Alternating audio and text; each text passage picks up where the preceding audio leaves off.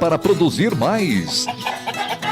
Tem alguma dúvida? Participe aqui. Momento Técnico com o engenheiro agrônomo Jason Costa. Participe e tire as suas dúvidas.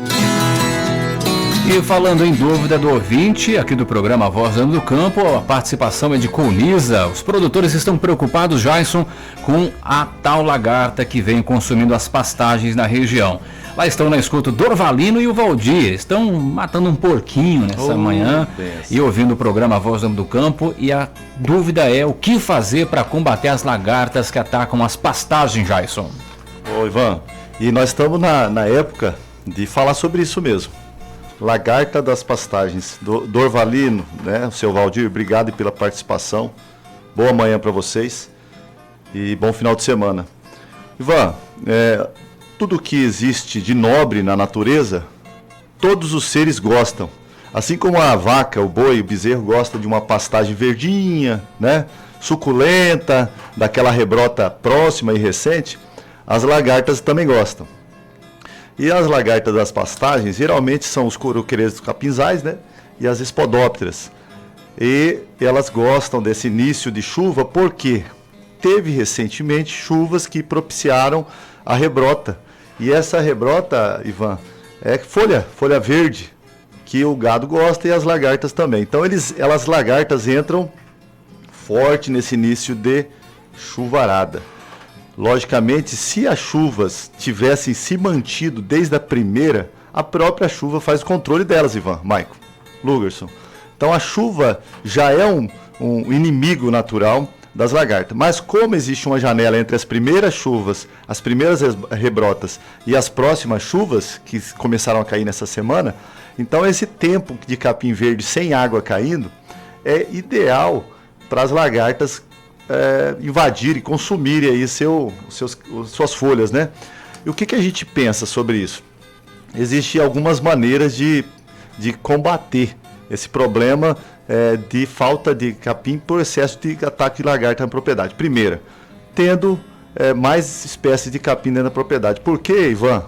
Maicon, essas lagartas elas gostam muito dos capins pânicos.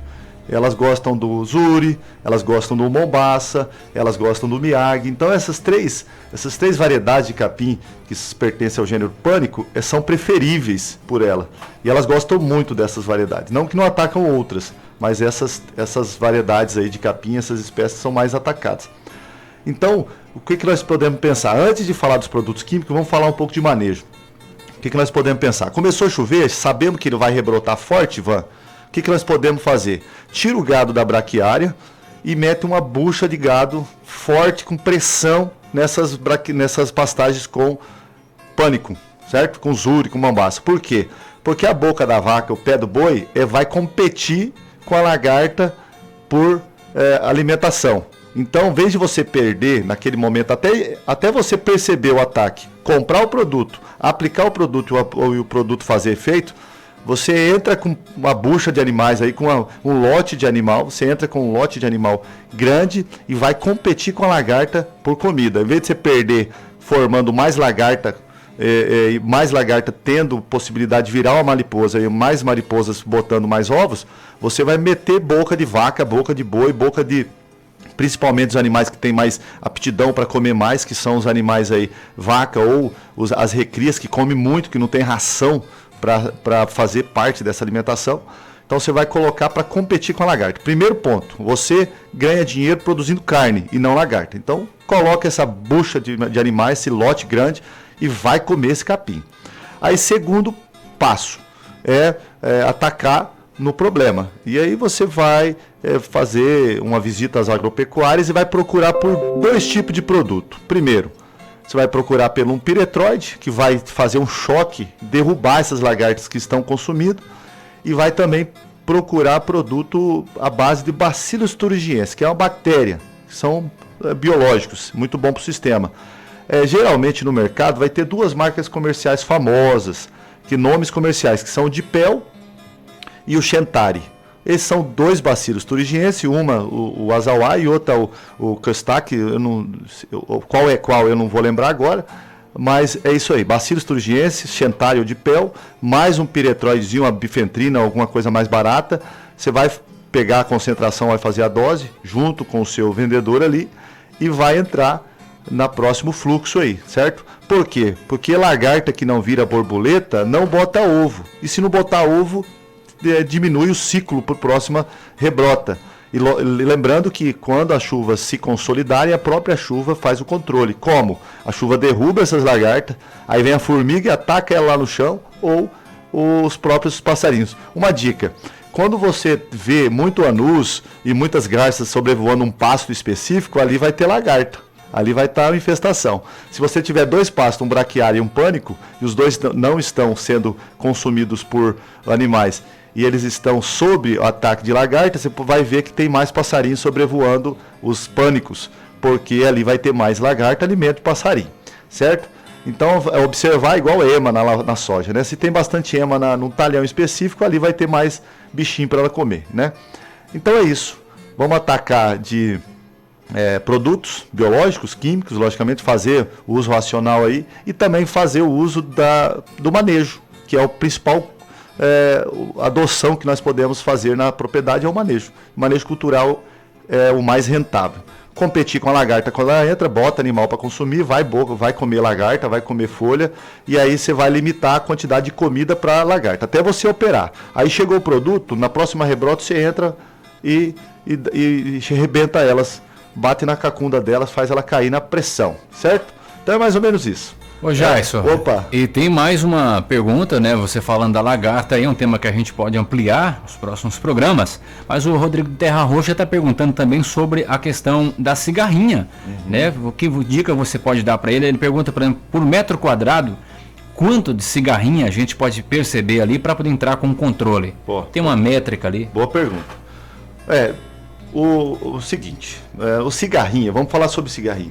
Cigarrinha, ela é mais forte, o ataque dela é mais proeminente, mais observado em pastos com solo infértil, descansado, em solos que não propiciam a rebrota forte. Por quê? Porque a cigarrinha gosta de também o perfilho novo, porque o perfilho novo é macio, a cigarrinha é um sugador, então ela vai introduzir o seu afídio, o seu aparelho bucal, que é tipo uma agulha no tecido da planta, que é, né, a próprio perfilho. Uma vez falado isso, então quanto menos rebrota, mais sofrido vai ficar o capim. E a rebrota depende do que nós falamos desses quase 4 anos que nós estamos aqui na Voz do Homem do Campo.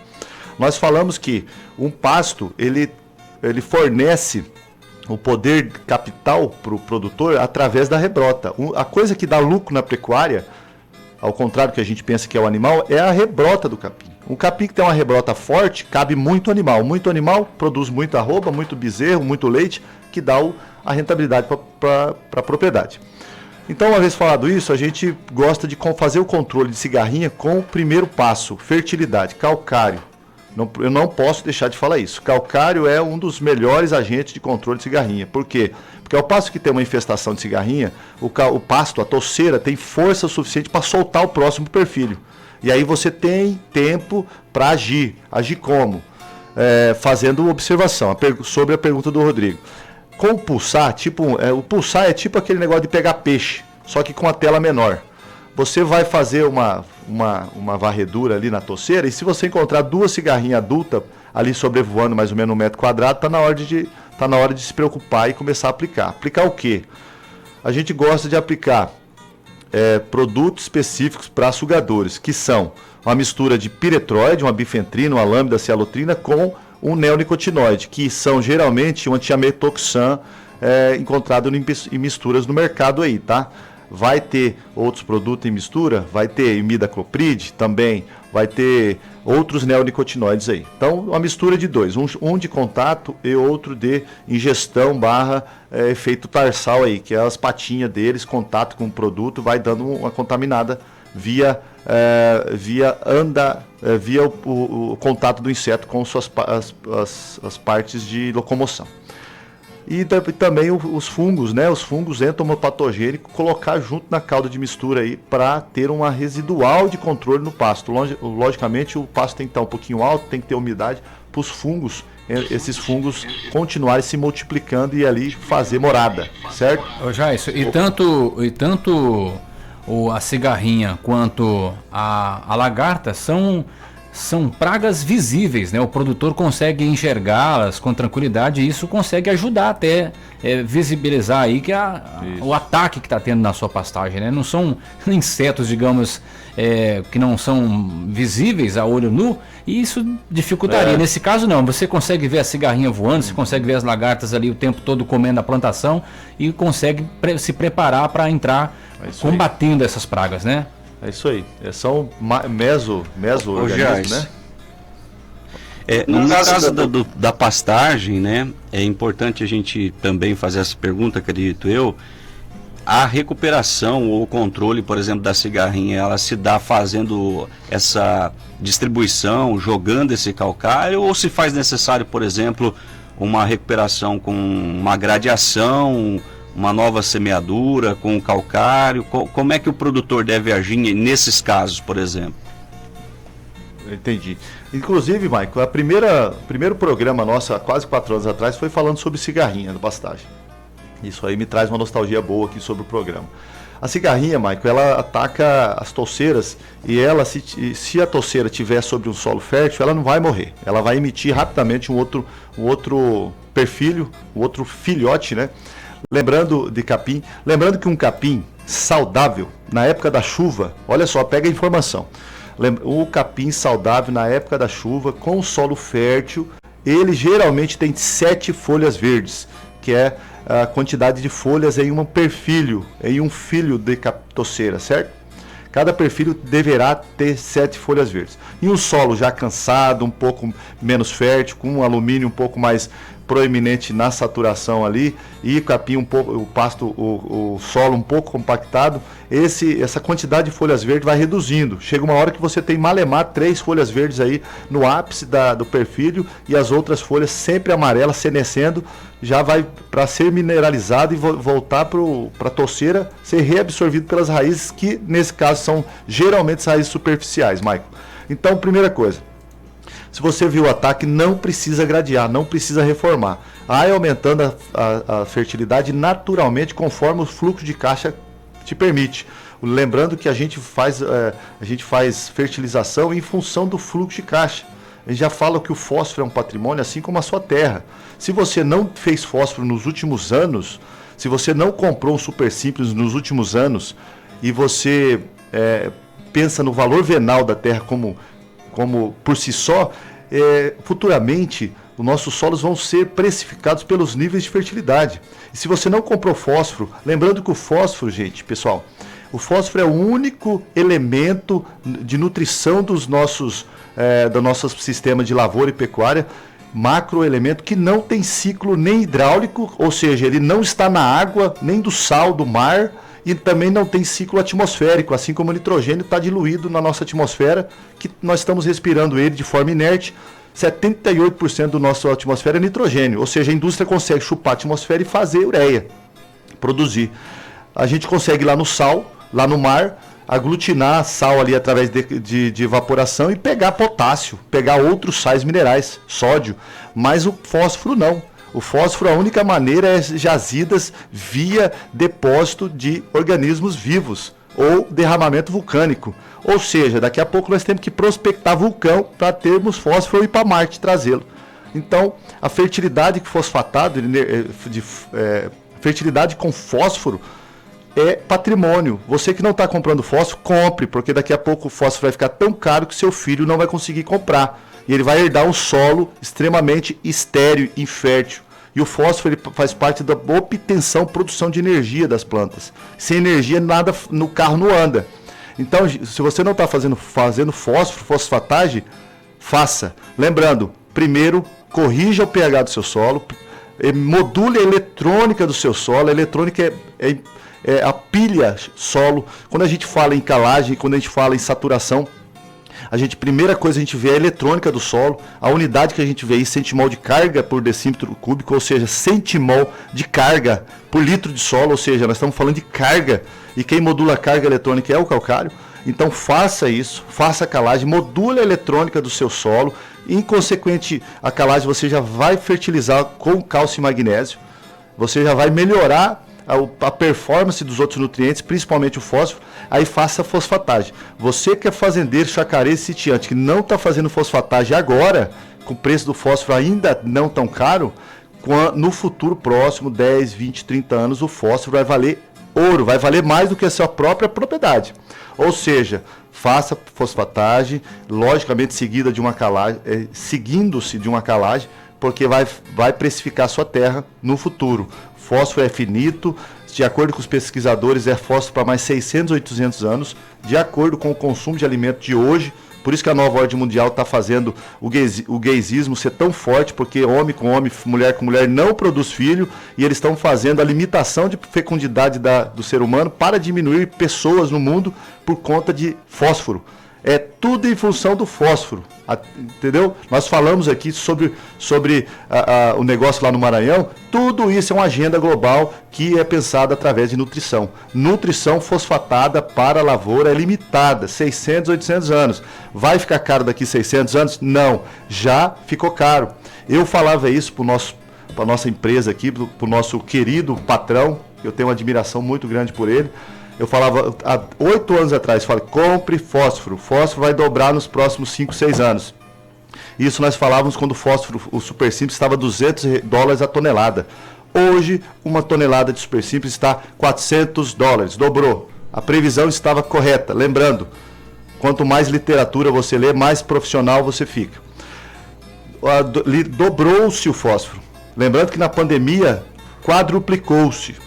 Nos próximos 20 anos, o fósforo vai ficar mais escasso e mais caro. Tudo que tem valor na Terra, aqui nesse planetinha azul, segundo o Lugerson, está sendo precificado. O que tem valor? O que tem valor? A família está sendo batida nela. O que tem valor? A terra. Eles estão tentando cercear o seu lucro para você endividar-se e entregar a terra para o Estado. Eles estão tentando tirar tudo que tem valor. Água tem valor, ou seja, você ter um pedacinho de chão com fósforo bem nutrido, com pH ideal, com eletrônica modulada, que faz fotossíntese, e isso é a maior certeza de liberdade para o ser humano. É um pedaço de terra que produz alimento. Ô Jason, o André também, aproveitando na sua fala aí, fez uma pergunta sobre a mistura, né, de produtos biológicos, no caso fungo, por exemplo, com a mistura na cauda. Não acontece queda de eficiência dos biológicos devido aos químicos? Boa pergunta, boa pergunta. Nós temos aí nessa cauda para controle de cigarrinha e controle de lagarta, inseticidas. Inseticida faz o controle de insetos. Logicamente eles são agentes químicos que vai fazer interferência com os meios bióticos de alguma maneira. Só que, como nós não temos fungicidas que fazem controle de fungos, ele vai ter menor efeito antagônico, ou seja, prejudicial aos biológicos que você vai colocar nessa cauda aí. Ou seja, pode sim fazer esse fungicida, essa inseticida, seja os bacilos thuringienses aí, ou os fungos entomopatogênicos, a exemplo do Beta-Rhizo anisopli. Pode fazer sim na cauda de pulverização contra essas duas pragas da pastagem, que vai dar eficiência sim. A pergunta é muito boa. Muito parabéns pela pergunta. Muito bem, Jason Costa, nosso engenheiro agrônomo, trazendo as informações aí sobre o ataque, né, da cigarrinha e também da lagarta aqui na região noroeste Mato Grosso, com as pastagens agora voltando à sua normalidade com o período chuvoso e essas pragas atacando firmes. O tema vai ficar muito longo, então eu vou deixar para sábado que vem, viu, Ivan? Desculpa ele cortar aí. Mas sábado que vem eu quero que o Jairson fale pra gente qual é o momento de fazer a reforma então da pastagem, né? Porque recuperar o que tá ali, o Jairson já deu a instrução, a dica. Mas também chega a hora de ter que reformar, né, Jairson? Isso aí já fica então já pautado aí para a semana que vem. Muito pertinente, Mike. Vamos falar. Isso aí é muito bom. Muito bem. Esse é o Jason. Agora 7h35, gente.